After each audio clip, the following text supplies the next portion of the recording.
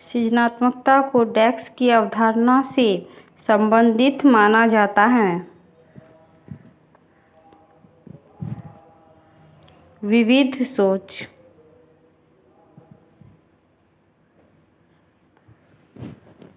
किसी भाषा के स्वीकृत ध्वनि संयोजनों को इसके डेक्स नियमों के अंतर्गत बताया जाता है। ध्वनि संबंधी। जब सोचने की प्रक्रिया किसी भाषा द्वारा प्रभावित होती है तो ऐसी स्थिति को कहते हैं भाषा निर्धारित। अपने अनुभवों और सुझावों के आधार पर उपकरणों में खराबी के कारण की परिकल्पना का परीक्षण कर रवि उपकरण की मरम्मत करता है। वह उपयोग करता है कलन विधि का।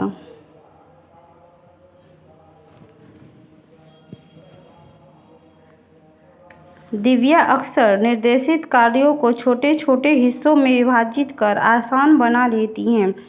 वह उपयोग करती हैं उपलक्ष्य विश्लेषण विधि का। पुरुष और महिला की भूमिकाओं का निर्धारण समाज करता है। यह कथन बताता है कि लैंगिक एक सामाजिक अवतरण है। ग्रेडिंग, कोडिंग, अंकन और क्रेडिट संचय प्रणाली डेक्स के उदाहरण हैं।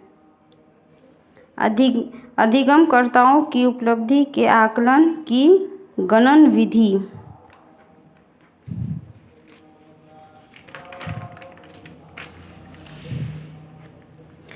अधिगमकर्ताओं की उपलब्धि का आकलन शिक्षकों की सहायता करता है। अधिगमकर्ताओं के प्रदर्शन का रिकॉर्ड रखने में। समावेशी शिक्षा डेक्स के सिद्धांत पर आधारित है। समता एवं समान अवसर। निःशुल्क एवं अनिवार्य बाल शिक्षा अधिकार अधिनियम 2009 दिव्यांग बच्चों की निःशुल्क शिक्षा के अधिकारों को सुनिश्चित करता है 6 वर्ष से 14 वर्ष तक के लिए।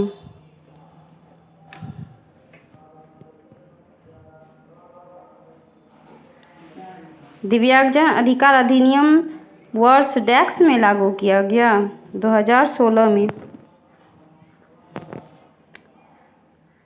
प्रतिपालन अधिगम का एक विशिष्ट चरण है जो अधिगम के डेक्स चरण का पूर्ववर्ती है।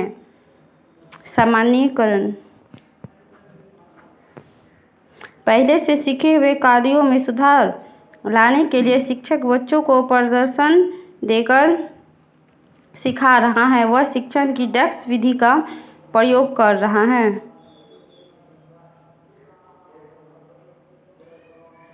वह अवलोकन विधि का प्रयोग कर रहा है।